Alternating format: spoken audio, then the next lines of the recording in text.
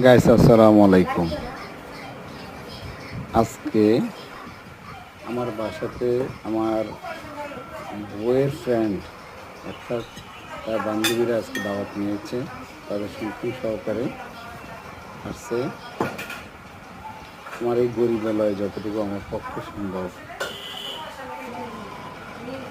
আমাদেরকে আপ্যায়ন করার চেষ্টা করছি। আশা করি আপনাদের ভালো লাগবে। এটা সমস্যা ভালো না।